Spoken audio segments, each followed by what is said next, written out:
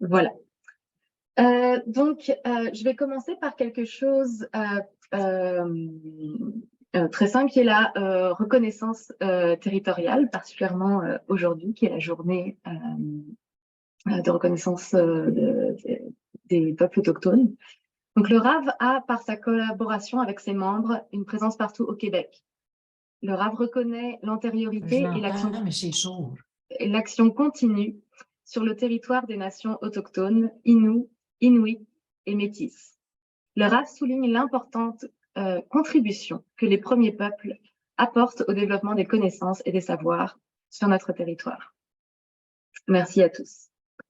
Donc maintenant, ce que je vais faire, c'est que je vais vous présenter les deux animatrices de ce webinaire. C'est Maître Aïcha Tori qui va pouvoir vous expliquer un peu plus la loi, les grandes lignes de la loi. L'idée, c'était pas de vous assommer avec trop d'informations, mais que vous compreniez dans les grandes lignes quels sont les changements. Donc, merci à Maître Tori d'avoir accepté notre invitation. Et dans une deuxième partie, c'est notre collègue Colette Campbell, qui est coordinatrice des services aux membres au RAV, qui aura la gentillesse de vous présenter les nouveaux critères et surtout de vous aider à comprendre comment présenter votre dossier pour faciliter votre admissibilité. Donc, j'ai deux derniers points à vous expliquer. Donc, ce webinaire, c'est un webinaire de 1 heure. Il va y avoir 30 minutes de présentation de nos animatrices et 30 minutes qui seront dédiées aux questions. Si, entre-temps, pendant la présentation, vous avez des questions, n'hésitez pas à les présenter dans le chat. Et on vous invite à mettre la petite lettre Q, donc mettre Q, 2 points, et écrire votre question pour que ça nous facilite la tâche quand on cherche les questions que vous posez. Et puis, à la fin, si vous voulez poser les questions de vive voix, n'hésitez pas à le faire. Donc, je vous laisse entre de bonnes mains et puis n'hésitez pas si vous avez des questions. Je serai là aussi pour la période de questions à la fin si vous avez des questions qui me sont adressées à moi. Merci à tous. Pour répondre à votre question, oui, ce sera enregistré et d'ici à 24 à 48 heures, on vous enverra un mail de remerciement avec le lien vers la vidéo.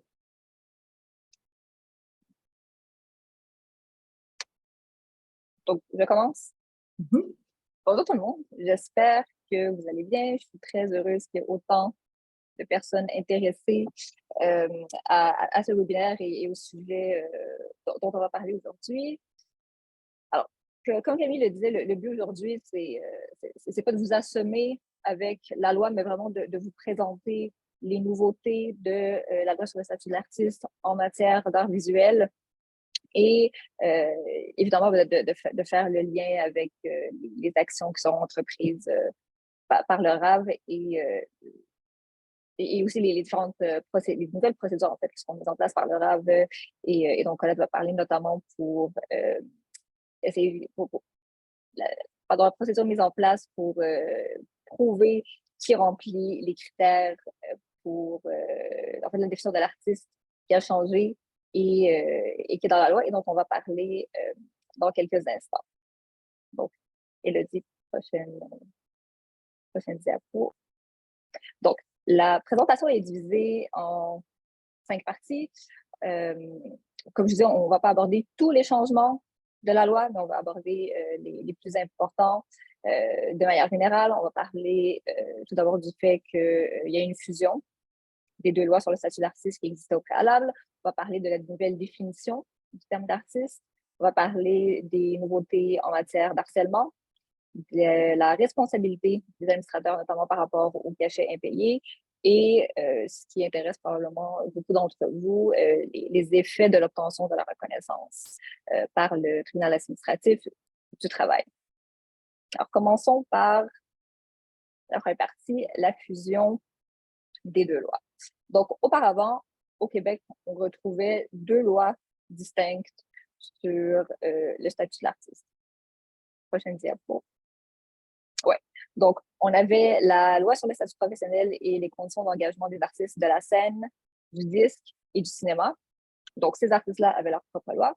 On avait évidemment la loi qui concerne la majorité d'entre vous, qui est la loi sur le statut de l'artiste, des arts visuels, des métiers d'art et de la littérature.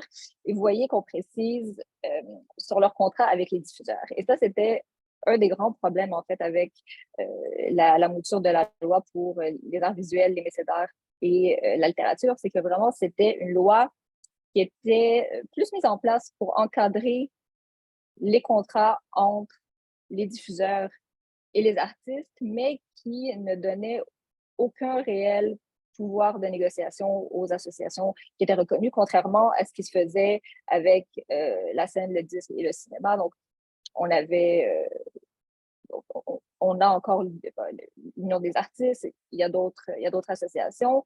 Ces associations pouvaient et peuvent encore négocier des ententes collectives, mais ce n'est pas nécessairement le cas pour toutes les associations et tous les artistes qui tombaient sous la loi en lien avec les arts visuels. Ce qu'on a fait, c'est qu'on a supprimé la deuxième loi et on a intégré les artistes des arts visuels, des métiers d'art et de la littérature à la première loi.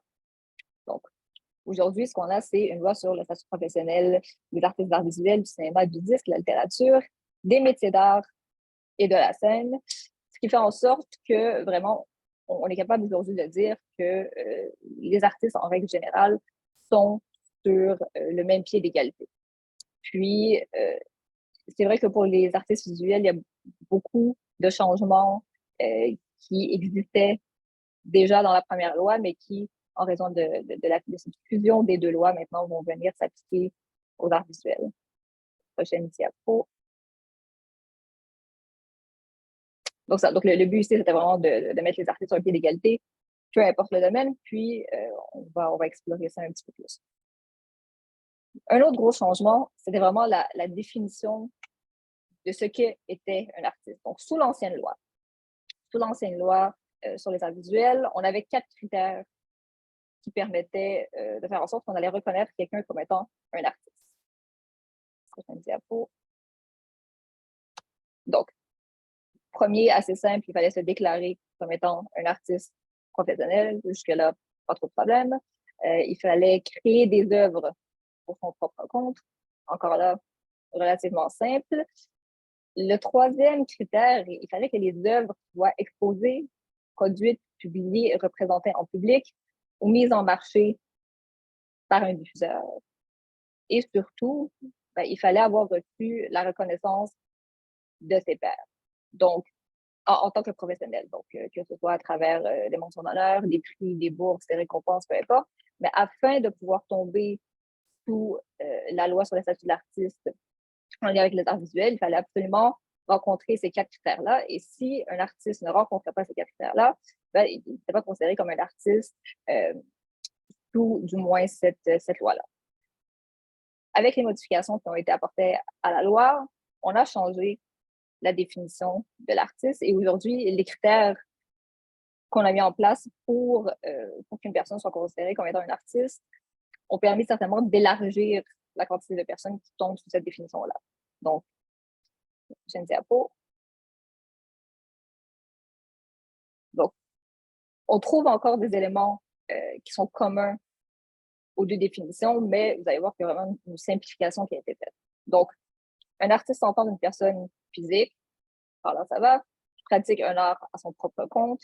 On avait ce critère-là dans la définition de la première loi, qui offre ses services ou ses œuvres moyennant rémunération. Donc, le concept de diffusion dont on parlait tantôt n'existe plus. On parle tout simplement d'offrir ses services ou ses œuvres moyennant rémunération ou autre contrepartie monétaire à titre de créateur ou d'interprète dans un domaine visé. Et donc, on a aussi enlevé tout l'aspect de la reconnaissance des pairs.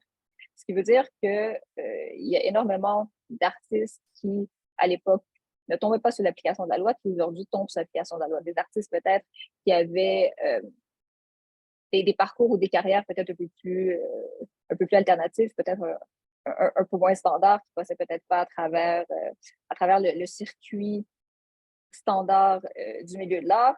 Donc, à partir du moment où on a une personne physique pratique son art à son propre compte, obtient une rémunération ou contrepartie monétaire pour cet art-là, on tombe sous la définition d'artiste dans le cadre de la nouvelle loi. Prochaine diapo.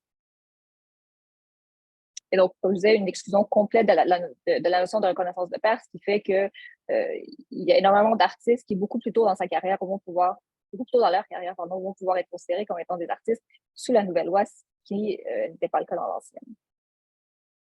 Prochaine diapo. Donc, il y a eu une fusion des deux lois. Il y a eu évidemment une modification à la définition de l'artiste. Et il y a eu de nouvelles clauses par rapport au harcèlement. Donc,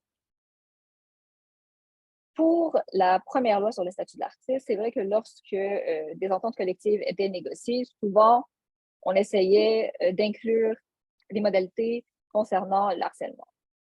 Ceci étant dit, la problématique avec ça, c'est que on dépend en fait de notre interlocuteur.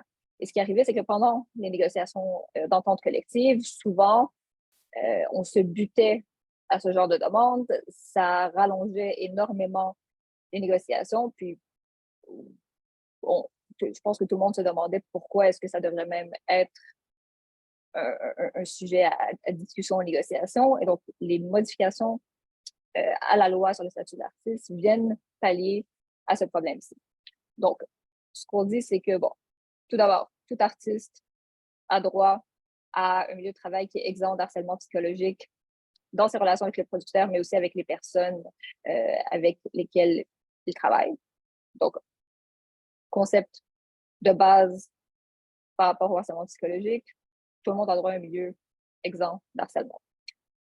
Ensuite, il y a des obligations qui incombent au producteur. Donc, le producteur va dorénavant devoir prendre des moyens raisonnables pour prévenir le harcèlement psychologique et évidemment essayer de le faire cesser lorsque une conduite est portée à sa connaissance.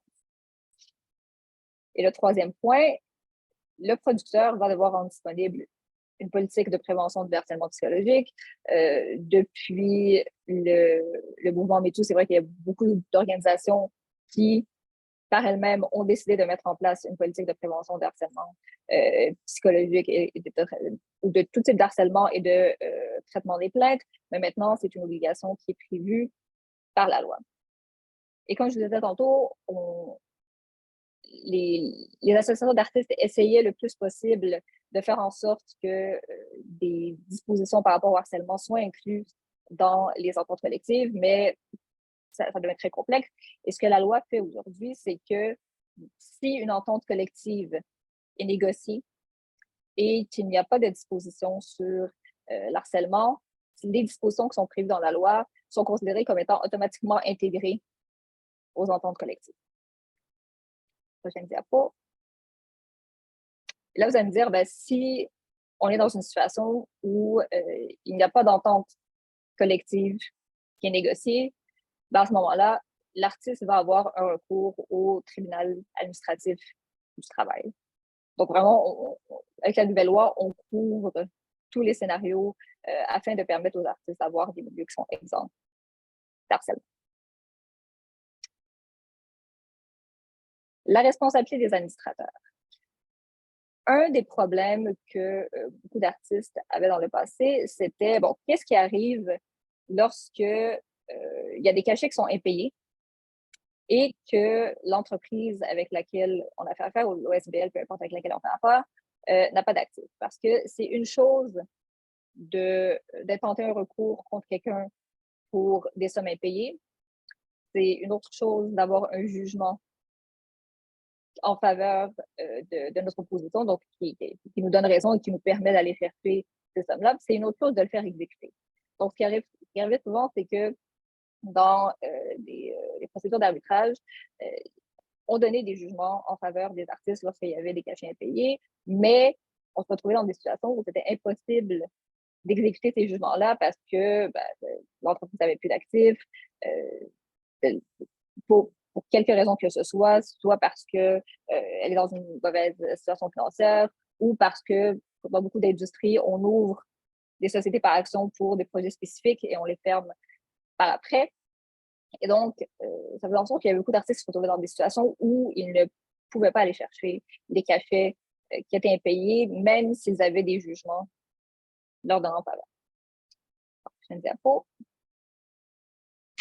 Maintenant, ce que la loi sur le statut de l'artiste prévoit, c'est qu'il va y avoir une responsabilité des administrateurs, et c'est quelque chose qui existe déjà dans la loi sur les normes du travail. Les administrateurs étaient déjà responsables pour un maximum de 6 mois de salaire impayé. Dans d'autres lois, les administrateurs ont aussi différentes responsabilités. Et c'est exactement ce qu'on a décidé d'incorporer à la loi sur le statut de l'artiste. Donc, les administrateurs vont être solidairement responsables des cachets impayés. Là, je vois qu'il y a une question, est-ce que c'est les cachets ou les droits d'auteur, mais c'est les sommes impayées. Donc, il va y avoir une responsabilité solidaire des administrateurs, ce qui veut dire que vous allez pouvoir aller voir n'importe lequel des administrateurs et cette personne-là sera complètement responsable de la somme en entier. C'est ce que solidaire veut dire. Les administrateurs sont responsables pour un maximum de 6 mois de rémunération. Ceci étant dit, la responsabilité des administrateurs, elle n'est pas automatique. Ce qui veut dire que déjà, il faut poursuivre l'entreprise pour les sommes impayées dans l'année où la dette elle était exigible. Il faut avoir obtenu un jugement en notre faveur et il faut ensuite avoir essayé d'exécuter le jugement. À partir du moment où ce n'est pas possible d'exécuter le jugement, ce sera possible de se retourner contre les administrateurs.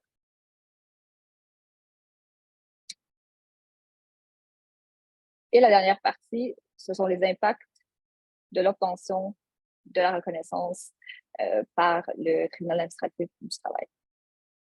Diapo. Donc, aujourd'hui, une association qui est reconnue telle que prévue par la loi peut faire différentes actions. Donc, déjà, représenter ses membres au fin de la négociation de l'exécution de leur contrat, c'est quelque chose qui existait déjà. Dispenser des services d'assistance technique, organiser des activités de perfectionnement, c'est quelque chose qui existait déjà. Les associations reconnues peuvent aussi établir et administrer des caisses spéciales de retraite. C'est quelque chose dont on parle peu, mais je pense qu'on va parler de plus en plus avec ces modifications à la loi, mais aussi, mais aussi de négocier les ententes collectives. Parce que, comme je vous disais au début de cette présentation, un des gros problèmes qu'on avait avec le fait d'avoir deux lois distinctes, c'est que la première loi qui ne s'appliquait pas aux arts visuels permettait aux associations reconnues de négocier des ententes collectives, mais aussi obligeait les producteurs à s'asseoir à la table et à négocier de bonne foi ces ententes collectives-là. Dans la loi sur le statut de l'artiste qui couvrait les arts visuels, il y avait une possibilité de négocier des ententes collectives, mais les autres parties étaient jamais contraintes de s'asseoir à la table. Et avec les modifications, aujourd'hui, les producteurs, les associations de producteurs, les diffuseurs vont maintenant être contraints à s'asseoir à la table et négocier de réels standards pour les artistes. Et donc, ça va être possible pour les associations reconnues de négocier avec une association non reconnue de producteurs ou un producteur qui ne fait pas partie d'une de ces associations-là. S'il y a une association reconnue de producteurs, l'association d'artistes va devoir négocier avec cette association reconnue de producteurs. Dans le cadre de ces ententes collectives-là, les associations vont pouvoir prévoir une rémunération pour tous les types de prestations ou de diffusion. Et dans le cadre de ces négos-là, le but vraiment va devoir être de faciliter l'intégration des artistes de la relève, à voir comment est-ce qu'on détermine qu'un artiste est dans la relève ou n'est plus dans la relève, ça honnêtement, ce sera à voir. Et aussi de prendre en compte les conditions économiques des producteurs émergents, puis ça aussi va falloir regarder qu'est-ce qu'on veut dire par producteur émergent et divers types de production. Il y a encore beaucoup de notions qui sont à définir dans la loi. On va certainement avoir des précisions au fur et à mesure que les ententes collectives sont négociées, mais aussi si le gouvernement décide de mettre un règlement en place et de définir par lui-même ces termes. Ça, en gros, ce sont les modifications à la loi sur le statut de l'artiste et les impacts en fait, que ces modifications auront sur. Wow! Ben, merci beaucoup, Aïcha. C'est vraiment super intéressant. C'est vous. Donc, ça va être à moi de prendre la parole. Alors, voilà. Donc, encore une fois, merci beaucoup. Ma présentation va se faire en 3 parties. Donc, la première partie, c'est je vais faire un survol de comment faire sa demande lorsqu'on est un membre associé ou lorsqu'il s'agit d'une nouvelle demande. Deuxièmement, je vais parler des nouveaux critères. Donc, je vais aborder la notion des preuves qui seront demandées. Et finalement, je vais finir avec une section un peu méli-mélo. Donc, je vais parler des choses à faire, des choses à ne pas faire. Et j'imagine qu'on va entamer un peu la période de questions lors de cette section-là. Donc, pour faire sa demande, pour les membres associés, ce que vous devez faire, c'est en haut à droite, il y a un petit bouton qui s'appelle « Me connecter ». Donc, ça se peut que ça fasse quelque temps que vous ne l'avez pas fait. Donc, vous allez vous connecter à votre compte. Et vous arrivez à cette page-là. Donc, vous devez rentrer votre adresse courriel et votre mot de passe. Si jamais vous avez oublié votre mot de passe, n'oubliez pas que vous pouvez toujours redemander un nouveau mot de passe. En bas, il y a un bouton « Mot de passe oublié ». Et vous devez juste simplement suivre les instructions. Et si jamais vous avez des problèmes, vous pouvez toujours me contacter. Une fois que vous êtes rentré dans votre espace membre, donc je me suis utilisé comme exemple, on voit sur la page au milieu « Imprimer votre carte ». Donc ça, c'est votre carte de membre. Vous pouvez l'imprimer à tout moment. Et à gauche, il y a le profil, il y a la section « Adhésion facture » et juste en bas, il y a un bouton qui s'appelle « Faire ma demande ». Donc, vous sélectionnez ce bouton-là. Après ça, vous arrivez dans la demande d'admissibilité. Donc, c'est bien de préparer ces documents à l'avance et vous pouvez les téléverser ici. Il y a 2 boutons « Joindre un fichier ». Et ensuite, vous devez remplir « Profil de carrière ». Donc, c'est des questions générales sur votre pratique. Combien d'années est-ce que vous avez pratiqué comme artiste? Est-ce que vous avez un studio à l'extérieur de la maison, etc., etc. Et lorsque vous arrivez à la fin, n'oubliez pas de sauvegarder. Si vous ne sauvegardez pas, vous allez perdre toutes vos données. Ensuite, il y a « Faire une nouvelle demande ». Donc, on retourne au site Web et on sélectionne « Devenir membre » en haut à droite. Là, vous allez arriver sur une page et à droite, il y a un texte quand même très intéressant qui décrit tous les avantages de devenir membre au RAV, que vous soyez associé ou professionnel. Pour être artiste confirmé professionnel au RAV, excusez-moi, je vais recommencer. Donc, vous pouvez faire confirmer votre statut d'artiste professionnel au sens de la loi. Il y a aussi des avantages par rapport à la représentation. Donc, vous êtes représenté auprès des décideurs politiques. Le RAV a 25 ans d'expérience au service des membres et on défend vos intérêts auprès des instances publiques et privées. Et vous pouvez aussi trouver des solutions de soutien juridique si vous en avez besoin. Il y a aussi la promotion et du réseautage. Donc, vous pouvez vous faire connaître en personnalisant votre profil dans le répertoire des membres et participer aux activités du RAV et enrichir vos contacts. On a aussi beaucoup de choses intéressantes par rapport au développement professionnel. On a des activités de formation continue et de perfectionnement qui sont offertes à des coûts très avantageux. Et aussi, on a beaucoup d'informations. On est là pour vous guider. On peut vous aider, vous outiller lorsque vous voulez exporter vos œuvres à l'international. Puis on a aussi des informations sur la fiscalité. Et ensuite, avec votre carte de membre, vous avez accès à beaucoup de rabais intéressants, donc des rabais avec Assureur. Vous avez accès gratuit sur présentation de la carte de membre au Musée d'art contemporain et au Musée des beaux-arts du Canada. et il y a beaucoup d'autres rabais dans différents magasins et services reliés au domaine des arts. Donc, sur le site Web, c'est marqué, vous sélectionnez la catégorie de membres souhaitée. Et le temps nécessaire sur le site Web, c'est marqué 20 à 30 minutes, mais je crois que 30 à 40 minutes, ce serait plus juste, étant donné qu'on veut bien inscrire toutes les informations. Et une fois qu'on a tout rempli la fiche, on doit évidemment ne pas oublier de sauvegarder.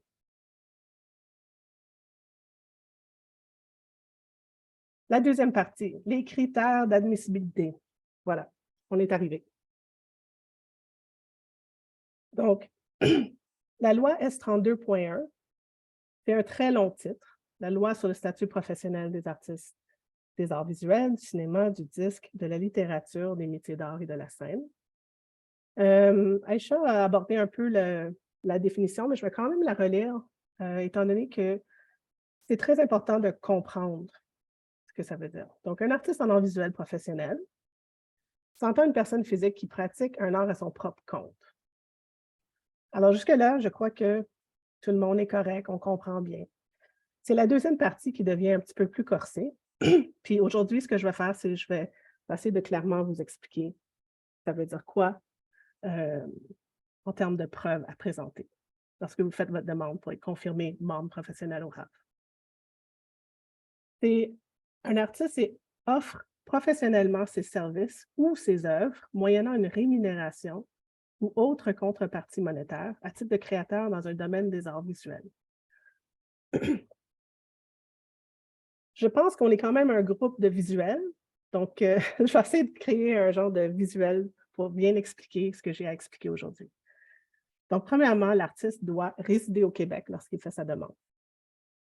L'artiste doit faire preuve qu'il est professionnel au sens de la loi, c'est-à-dire qu'il a offert des services ou des œuvres en contrepartie de rémunération.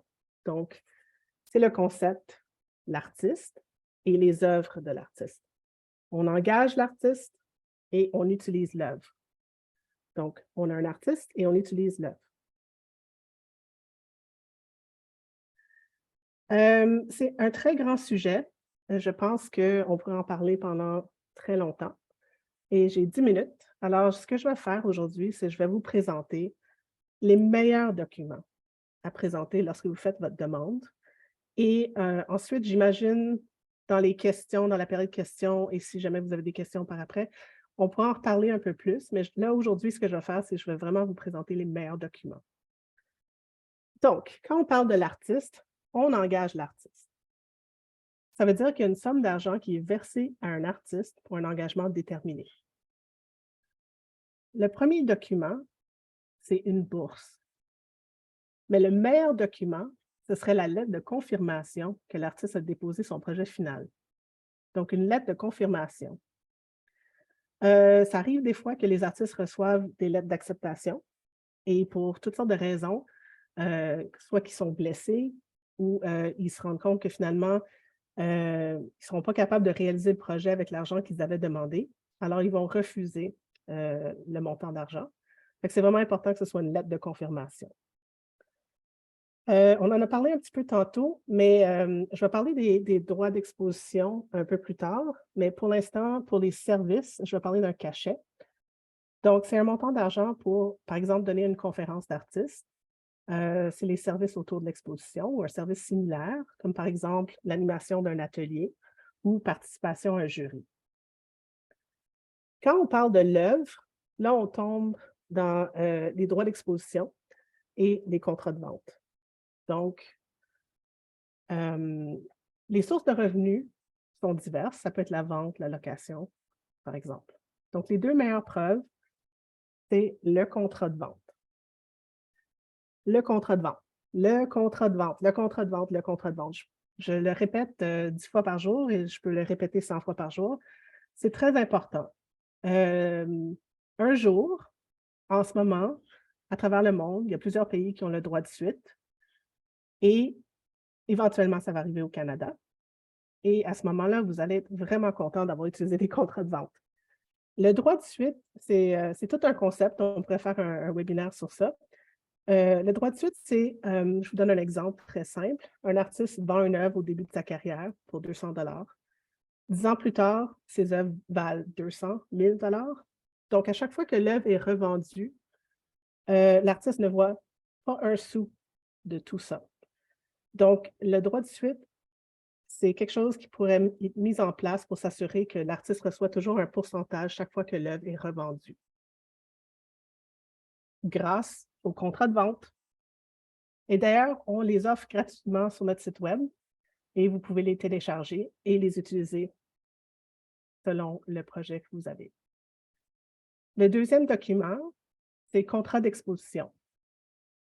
Contrat d'exposition, c'est aussi, des fois, on va entendre droit d'exposition, droit de diffusion. C'est toute utilisation d'une œuvre. Donc, on parle du droit d'auteur.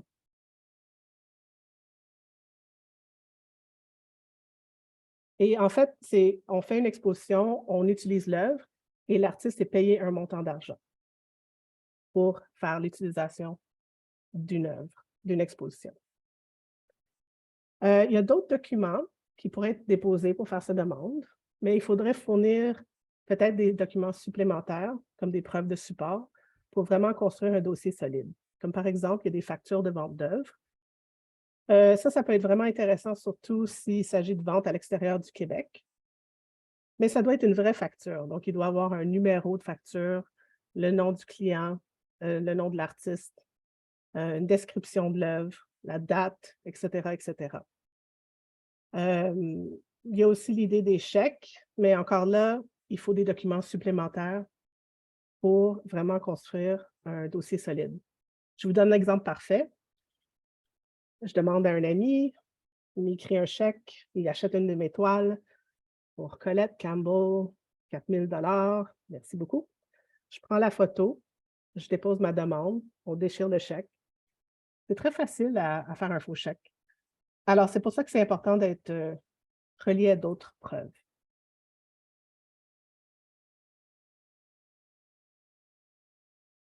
Voilà. Donc, on arrive à méli-mélo. Chose à faire, chose à ne pas faire. Chose à faire. Gardez tous vos documents. Gardez tous vos documents, gardez tous vos documents, gardez tous vos documents.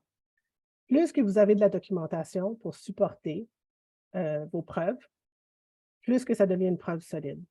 C'est vraiment super important, surtout avec éventuellement le droit de suite qui s'en vient.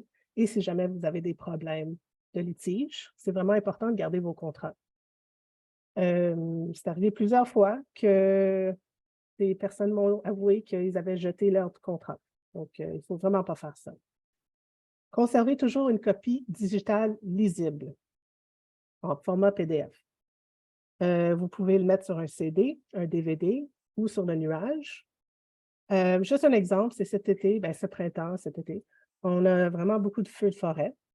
C'est très facile, du jour au lendemain, de perdre tous ces documents.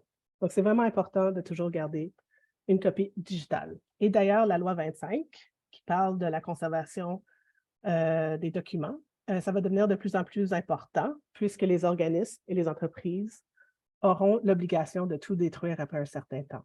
Donc, c'est peut-être pas une bonne idée de vous fier sur la galerie, de conserver les archives, des copies des contrats. Il faut vraiment s'occuper de ça soi-même. Le contenu. S'il vous plaît, prenez le temps de bien lire vos contrats. C'est vraiment important. Et si vous ne savez pas ce que doit contenir un bon contrat, encore une fois, je vous invite à aller au site web du RAV et de télécharger notre contrat qui a été conçu avec des avocats qui sont vraiment là pour protéger l'artiste. Donc, vous allez vraiment commencer à comprendre pourquoi c'est important d'écrire sur le droit d'auteur, qu'est-ce qui arrive en cas différent, etc., etc. Donc, c'est vraiment important. Il y a des contrats qui sont vraiment épeurants que j'ai vus. Par exemple, si quelqu'un brise votre œuvre, qu'est-ce qui arrive? C'est qui va payer ça? C'est vraiment super important de toujours ne pas avoir peur de discuter avec le diffuseur ou le producteur et de toujours signer un document avec lequel vous êtes correct. Il ne faut pas signer un document qui est néfaste pour vous. Chose à ne pas faire. Ah, je ne trouve pas mon document.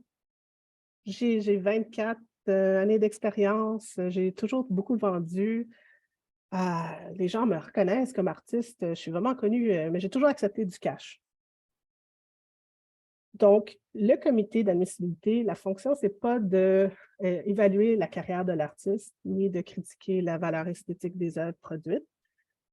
Ce qu'ils veulent, c'est une preuve au sens de la loi.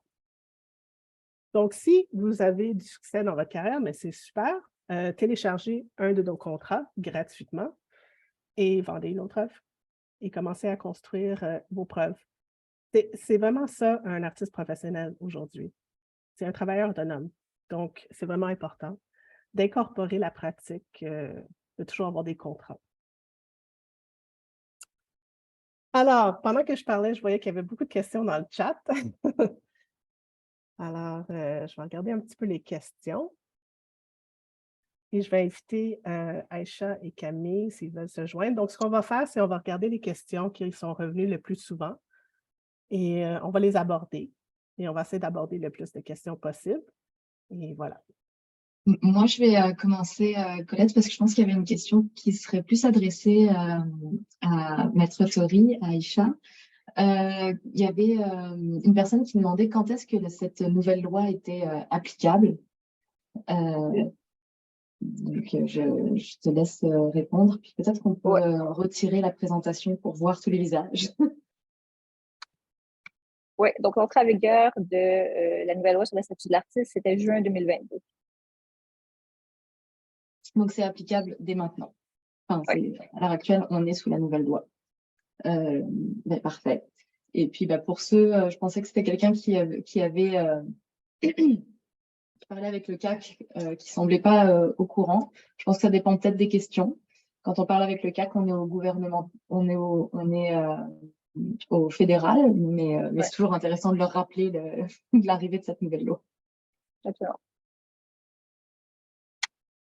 Je sais qu'il y avait aussi une question sur les administrateurs. Qui est un administrateur? Quand on parle d'administrateur, en fait, on parle des individus qui sont sur le conseil d'administration des diffuseurs. Simplement. C'est bon, c'est bon. On a reçu une question de Jessica. Doit-on vraiment fournir nos contrats individuels? Peut-on joindre le document du droit prêt public ou autre qui confirme que l'on a publié, diffusé ou utilisé l'œuvre? Je crois que je peux commencer à répondre à cette question-là. Vous pouvez avoir vos contrats ou vous pouvez signer le contrat qui est offert. Mais ce qui est important, c'est de bien lire le contrat et de vous assurer qu'il y a tous les éléments pour vous protéger. Donc, c'est pour ça qu'on je parle toujours du télécharger nos contrats gratuits sur le site web. En fait, c'est pour les avoir comme référence. Donc, ça dépend de chaque situation. Ensuite, est-ce qu'un contrat d'exposition sans rémunération, est-ce que c'est bon? Ça, c'est de Réal. Donc, Aïcha, au centre de la loi, dans le fond, il faut vraiment faire un contrat d'exposition avec la rémunération.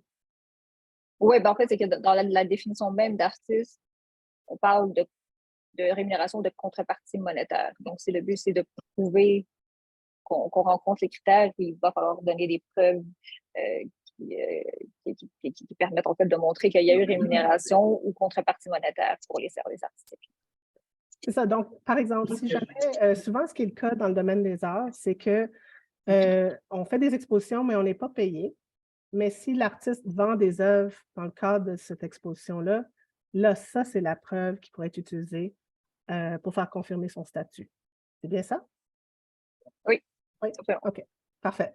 On est d'accord, c'est bon. Je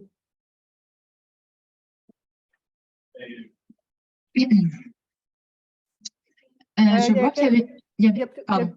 Pardon, non, excusez-moi. Il y a plusieurs questions. En quoi est-ce qu'un contrat est utile par rapport à une facture de vente? Ça vient de JB. Je peux peut-être commencer à répondre.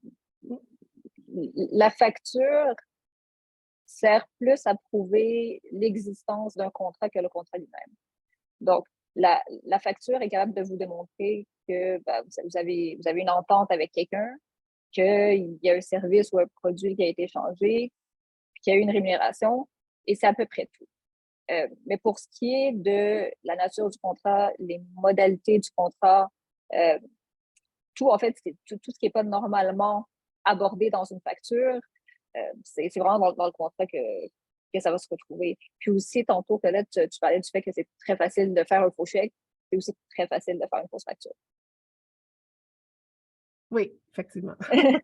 Et donc, c'est sûr que le fait d'avoir un contrat plutôt que juste une facture où on est capable de voir c'est quoi les services qui ont été rendus, pourquoi est-ce que la personne a été engagée, c'est quoi les modalités de cette entente-là, beaucoup plus révélateur que juste une facture.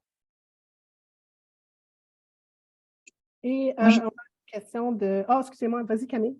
Oui, je veux juste me permettre de répondre. J'ai vu qu'il y avait une question qui était d'une personne anglophone qui demandait s'il y avait besoin de repostuler si on était déjà reconnu comme membre professionnel ORAV. Non. So, if you are already a professional member, you don't need to reapply to be a professional member. Donc non, c'est plus pour les personnes qui peut-être étaient soit pas encore membres, soit qui étaient reconnues plus comme associées jusqu'ici, que vous pouvez réappliquer. Voilà. Est-ce qu'il y a d'autres questions? Enfin, je sais qu'il y a d'autres questions. On a une question de Lise Letourneau. Elle a dit, est-ce que tu peux ouvrir son micro? Je l'ai ouvert. Ah, OK, parfait. D'abord, félicitations, les filles, c'est vraiment super. Je baigne là-dedans depuis longtemps, mais c'est d'une clarté incroyable. Je voulais juste préciser que finalement, faut pas en fait, quand on fait une demande, là, je ne sais pas Colette, mais tu ne l'as peut-être pas mentionné, mais ce n'est pas beaucoup de contrats. On en demande un ou deux, je crois. Il ne faut pas non plus. Alors, c'est pas. J'imagine que dans un parcours artistique, j'ai vu passer des questions qui disent, ben oui, mais souvent, on n'est pas rémunéré, même si c'est des lieux reconnus, tout ça. Mais il reste quand même qu'il y aurait un ou deux contrats qui pourraient faire l'affaire pour le comité d'admissibilité. Et on regarde quand même toujours aussi le parcours de l'artiste, le CV, parce que il y a quand même des règles établies et des expositions dans des lieux reconnus par le gouvernement, ben, ça compte aussi. Puis on veut changer ça avec les négociations, donc c'est temporaire, des lieux reconnus qui ne payent pas. Oui, c'est temporaire. Donc, quelqu'un, Pierrette demande si on fait un rapport d'impôt comme travailleur autonome, artiste peintre, et on vend nos œuvres, sommes-nous des artistes professionnels au RAV? Techniquement, si vous êtes capable de déclarer des revenus qui découlent de votre œuvre, c'est qu'il y a contrepartie ou rémunération. Et donc, techniquement, on rentre dans la définition d'artiste. Est-ce que je peux intervenir? C'est moi qui ai posé la question. C'est Pierrette? Oui, c'est ça? Oui. Je vais mettre la caméra.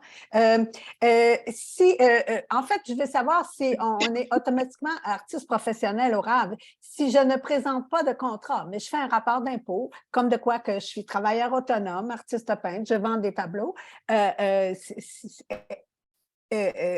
Est-ce que c'est d'emblée artiste professionnel aux yeux du RAV?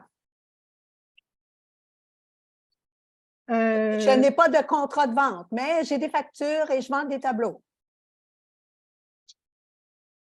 Ça, on en a discuté.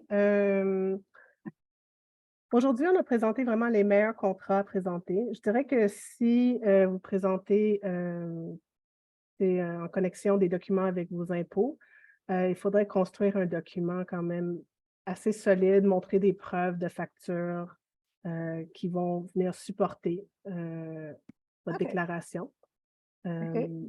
Donc, ce serait peut-être à regarder un petit peu plus. Peut-être vous pourriez me contacter et on pourrait regarder ça ensemble. Là, on tombe un petit peu dans des trucs un peu plus spécifiques aujourd'hui, mais on en reparlera ensemble.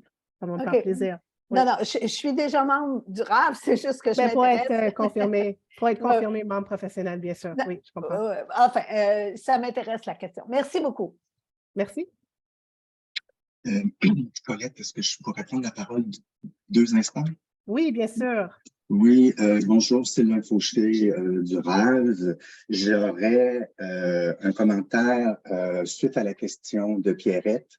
Bonjour Pierrette. Si on essaie de s'imaginer que si tu fournirais ton rapport d'impôt au RAV, si c'est valable. Regarde ça plutôt de l'autre sens. Si le gouvernement demande une vérification de ton rapport d'impôt, il va falloir que tu fournisses tes preuves. OK. Donc, c'est un peu ça. Le RAV pourrait demander des informations qui sont contenues dans ton rapport d'impôt. Parce que les revenus, on sait bien qu'ils ne sont pas détaillés un à un dans le rapport d'impôt.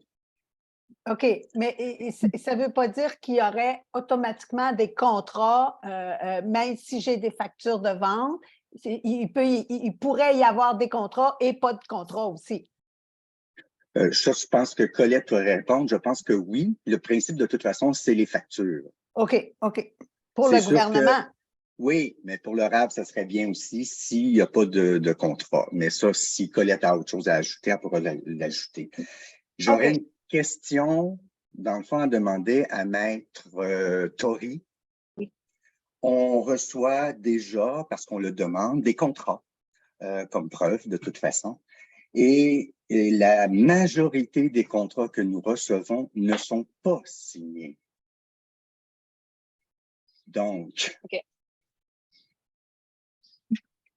La majorité, vous dites? Oui, la majorité des contrats ne sont pas signés ou comportent seulement qu'une signature. Donc, en soi, devrait-on accepter les contrats qui n'ont pas les 2 signatures?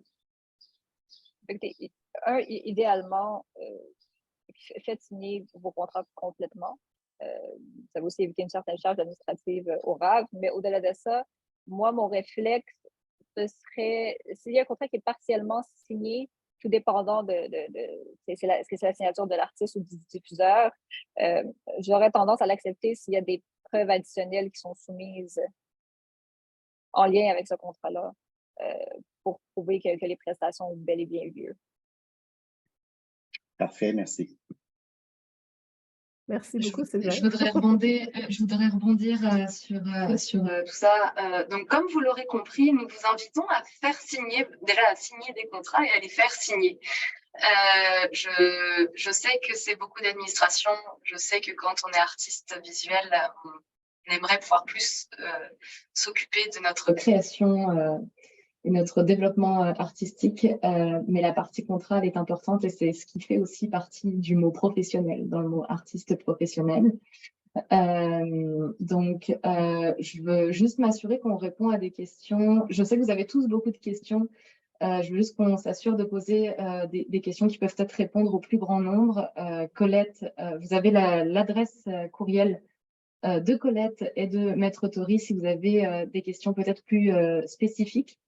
On sait qu'il y a toujours plein de cas particuliers et on est là pour vous aider, justement. C'est juste que dans ce cadre du webinaire, l'objectif, c'est d'essayer de répondre aux questions qui répondent au plus grand nombre. Et puis, parce que je vois il reste 10 minutes et que je sais que vous avez tous des journées bien chargées. Donc, voilà. Là, je te laisse reprendre les questions. Oui, ben, il y a quelques questions. Je regardais un peu la fenêtre de clavardage. Juste pour clarifier, Suzanne demande, est-ce que les contrats avec une galerie locative sont acceptés? Donc, j'en ai parlé un petit peu tantôt. Je pense que c'était la question de Jessica. En fait, non, mais si vous faites des ventes à travers cette exposition-là, vous avez des contrats de vente, vous avez des preuves, des factures, ces documents-là seraient valables pour faire votre demande, pour être confirmés comme membre professionnel. Donc, pas nécessairement la galerie locative parce qu'en fait, vous payez pour exposer. Donc, vous n'engagez pas, l'artiste n'est pas engagé, c'est l'artiste qui paye pour exposer. Mais avec les modifications, si vous faites des ventes, c'est ces documents-là qui pourront être déposés pour faire votre demande. JB me demande, est-ce que vous allez répondre à toutes les questions si on manque de temps? Évidemment, je vous invite sur la page ici. On a laissé nos adresses courriels pour nous contacter. Fait que si jamais il y a des questions qu'on n'arrive pas à répondre, n'hésitez pas à nous contacter. Ça va nous faire plaisir de tout répondre. Est-ce qu'un particulier accepterait de signer un contrat? Donc ça, c'est une question de Nathalie. Un particulier, ça veut dire un client, donc une personne comme vous et moi. Ben, c'est une bonne pratique à intégrer à sa carrière d'artiste. Donc, si le particulier ou la personne ne veut pas signer le contrat, c'est à vous de décider. En fait, le contrat, c'est ce qui vous protège. Si vous louez un Airbnb ou vous engagez un avocate pour des services, il y a toujours un document d'entente. Je pense que si on veut être artiste professionnel aujourd'hui, il faut commencer à penser comme un travailleur autonome, donc un contrat. Mais moi, je suis vraiment une fan des contrats, donc je vais toujours recommander d'avoir un contrat. Il y a une question d'Emmanuel. Bonjour, je suis une artiste professionnelle depuis 20 ans maintenant. Donc, Bonjour. j'aurais une proposition à vous faire. Les questions que les gens posent dans la portion du chat, ce serait intéressant que le RAV y réponde sur son site Internet et puis que les gens aient accès à toutes ces réponses-là en tout temps. Donc, ça ferait en sorte que ça clarifierait puis ça déchargerait le travail que vous avez à faire quotidiennement parce que souvent, vous allez avoir à répondre à la même question auprès de plusieurs artistes débutant leur carrière. Donc, ça simplifierait les choses. Ben, Et c'est une très bonne puis, suggestion et on va le mettre dans nos to-do list, nos choses à faire. Pour l'instant, on est une équipe réduite, mais par exemple, on va avoir un enregistrement de toutes les questions dans la fenêtre de clavardage. Fait que ça va me faire un plaisir de faire un suivi si jamais il y a des questions qui n'ont pas été abordées. Mais c'est une très bonne suggestion. Merci. parfait. Et vous aviez une deuxième question, je crois? Non, pour moi, ça va. En fait, c'est simple d'être un artiste professionnel. Je suis depuis longtemps avec le rap, depuis 2004 maintenant. Oh, wow. C'est qu'il faut prouver qu'on a exposé à quelqu'un dans un endroit où on a été rémunéré. Ça, c'est une première preuve. Et à cet endroit-là, vu qu'on est rémunéré, on va signer un contrat. Donc, ce contrat-là est une preuve. Le chèque qu'on reçoit de cet endroit-là est une preuve aussi. La vente d'une œuvre d'art, on vend une œuvre d'art, on crée une facture qu'on remet au client. Donc, c'est une autre preuve. Ce qui fait qu'accumuler les preuves, quand on est réellement un artiste en voie de professionnalisation, on veut gagner notre vie, donc faire de l'argent avec nos œuvres d'art, on en a des preuves. Par exemple, quand on fait une conférence et qu'on est rémunéré, on a une preuve, puisqu'on a un chèque où est-ce que c'est indiqué ou la lettre comme de quoi qu'on a été invité et le chèque. Donc, il y a plusieurs preuves assez simplement qu'on peut prouver qu'on est artiste professionnel. Dites-vous que si vous êtes un artiste amateur, c'est quand vous n'avez pas encore été rémunéré pour une action professionnelle, c'est que vous êtes encore amateur. Mais par contre, ça ne veut pas dire que votre travail n'est pas de qualité. Ça veut tout simplement dire que vous êtes en phase de professionnalisation, mais vous n'avez pas encore atteint ce statut-là, tout simplement. Donc, ça veut dire qu'on, quand on est professionnel, on gagne sa vie, donc on fait de l'argent en vendant des œuvres, en diffusant nos œuvres, en faisant des conférences et en offrant, par exemple, des ateliers professionnels en lien avec les arts. Donc, ça, ce sont les mots-clés. Faire de l'argent avec nos actions professionnelles. Merci, Manuel. Je vous donne A+ pour ça. Ce résumé-là, c'est vraiment apprécié. Merci beaucoup. Juste une petite question avant de finir avec Hélène Monpetit. La vente d'œuvres secondaires, est-ce qu'elle est considérée? Donc, les cartes d'art, tirages limités, les reproductions? Je crois que oui, parce que c'est des œuvres dérivées de la création de l'artiste. Je ne sais pas si Aïcha voulait rajouter quelque chose. Non, on croit que ce soit vos œuvres et qu'il y ait une preuve de rémunération qui vient avec. Voilà. Donc, ça compte, c'est parfait. Moi, j'ai un autre point que je voudrais rajouter. J'ai vu qu'il y avait quelques questions par rapport aux expositions de groupe qui n'étaient pas rémunérées, des questions par rapport aux grilles tarifaires. Vous le voyez à l'écran, il y a 2 webinaires qui sont prévus la semaine prochaine. On est très occupés au RAV à essayer de vous donner des informations. Ces webinaires-là seront enregistrés, mais pour une courte période. Donc, on vous invite à vous inscrire et à le consulter rapidement. Pourquoi ce webinaire-là est inscrit dans une courte période? Tout simplement parce que ces grilles tarifaires ne sont pas encore définitives. Ce sont des propositions de grilles tarifaires que nous sommes en train de faire. Et nous faisons ce webinaire pour justement entendre les retours des organisations culturelles qui vont devoir les appliquer, mais des artistes aussi. On sait que on n'a pas pu répondre à tous les besoins, mais on a essayé de répondre à certaines des questions, notamment sur la question des expositions de groupe et la question des expositions où les œuvres sont en vente. Vous verrez qu'on fait une nouvelle proposition par rapport à ça dans le cas où les œuvres ne sont pas vendues.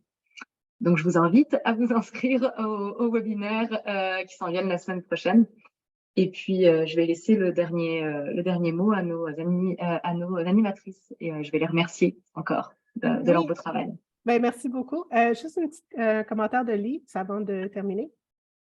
En fait, je ne sais pas, Emmanuelle, là, je ne la vois plus, mais j'ai une invitation à lui faire. Elle connaît tellement bien tout le système que je l'inviterais, si ça l'intéresse, à devenir membre du conseil d'administration du RAV.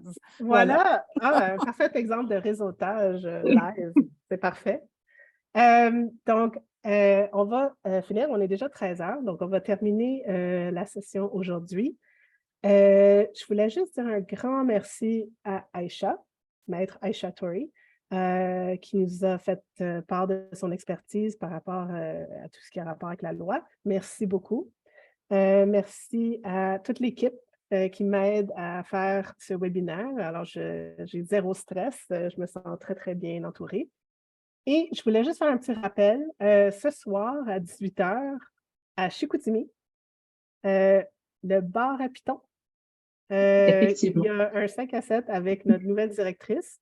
Donc, on invite chaleureusement tous les artistes de la région de venir retrouver avec notre nouvelle directrice et discuter de thèmes qui sont importants aux artistes de la région et aussi avoir du plaisir à se retrouver. Et ensuite, la semaine prochaine, on a 2 webinaires. C'est le même sujet, mais celui du 27 juin, ça va être pour les organisations culturelles et les commissaires indépendants. Donc, on va parler de la grille tarifaire. Je vais expliquer le fonctionnement de la grille et aussi les nouveautés qui s'en viennent. Et ensuite, le 29 juin, donc c'est un jeudi, ça va être pour les artistes. Donc, c'est le même sujet, mais plus pour les artistes. Donc, on va avoir beaucoup de temps pour les questions avec les artistes. Il va y avoir un enregistrement qui va être disponible pendant quelques temps après. Et voilà. Donc, je vous invite très, très chaleureusement de venir me retrouver la semaine prochaine pour parler de la grille tarifaire. Ça, c'est mon autre sujet que j'adore, les contrats, la grille tarifaire. Et je voulais faire un gros merci à tous les participants aujourd'hui. Merci beaucoup pour vos questions. C'était vraiment super le fun. Ça a passé super vite. Alors, merci beaucoup. Merci à tous. Au revoir. Merci. Au revoir.